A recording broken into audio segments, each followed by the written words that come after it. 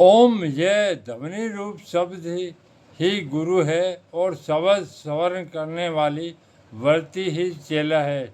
सतु सर्वेशाम गुरु काले कालेना नव वैच्छद जात। वह परमात्मा सभी का ही गुरु है क्योंकि काल से परे है। ऐसा गुरु रूप परमात्मा ओम शब्द से कहा जाता है। वर्ती सारूप्य मित्रतम मनुष्य वर्ती के सारूप्य को ही प्राप्त हो जाता है। हमारी ये 5 ज्ञानेंद्रियाँ तथा मन के द्वारा जो वर्ती उत्पन्न होती है वे ब्रह्म देश में जाकर विषयाकार में परिवर्तित हो जाती है। इसलिए हम सभी सदा ही विषयाकार ही बने रहते हैं।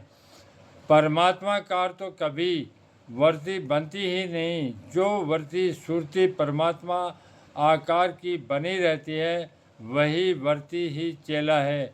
यही गुरु और शिष्य का संबंध है तथा ऐसा पवित्र संबंध सदा ही बना रह सकता है। यही साधना भी और साध्य भी।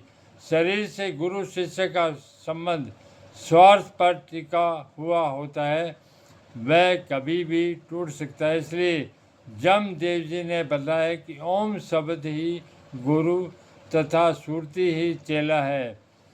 यदि शरीर से गुरु शिष्य का संबंध माना जाए तो वह सदा ही नहीं रह सकता, किंतु गुरु द्वारा दिए हुए शब्द का संबंध सदा ही बना रह सकता है क्योंकि शब्द नित्य होता है।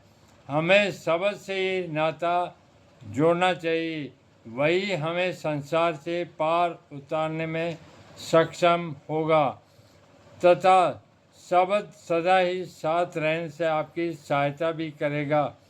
आपका गुरु सदा साथ रहेगा। जब भी मार्ग से भटक जाओगे तभी आपको सुरक्षा प्रदान करेगा।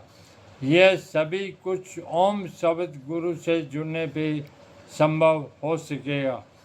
जब इस प्रकार से गुरु शिष्य का संबंध जुड़ जाएगा तो वह व्यक्ति इस पंच भौतिक संसार से व्यवहार करता हुआ तथा इस शरीर में निवास करता हुआ भी अकेला ही हो जाएगा। संसार तथा शरीर से संबंध टूट जाएगा और परमात्मा से जुड़ जाएगा। फिर उसे सांसारिक बाधाएं दुखित नहीं कर सकेगी। वह जीवन यापन के लिए अलौकिक शक्ति परमात्मा से प्राप्त करके जीवन को धन्य बना लेगा। ऐसा शिष्य सहज में ही योगी हो जाता है। उन्हें किसी प्रकार की साधना नहीं करनी पड़ती, न ही कोई आसन प्राणायाम आसन की आवश्यकता पड़ती है। सामान्य जीवन व्यवहार चलाते हुए भी उसकी वर्ती परमात्मा में लग जाती है। यही योग है। वह सदा ही सहज में सुलभ हो जाता है तथा इस जीवन में ही निराकार निरंजन आकाशवत स्वर्थ व्यापक शून्य रूप ब्रह्म में ही वर्तियों का लय हो जाता है। संसार उसके लिए शून्य हो जाता है।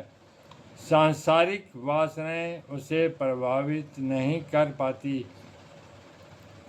इन 5 तत्वों द्वारा निर्मित सृष्टि में निवास करते हुए भी जो इन्हीं तत्वों में स्थित प्रकाश रूपी परमात्मा की ज्योति को ही ग्रहण करता है, उसी में ही स्वयं की ज्योति को एकाकार करता है। मिथ्या रूप जड़ से संबंध विच्छेद कर लेता है और स्वयं की आत्मज्योति तथा इन 5 तत्वों में स्थित परमात्मा की ज्योति से एकता स्थापित कर लेता है।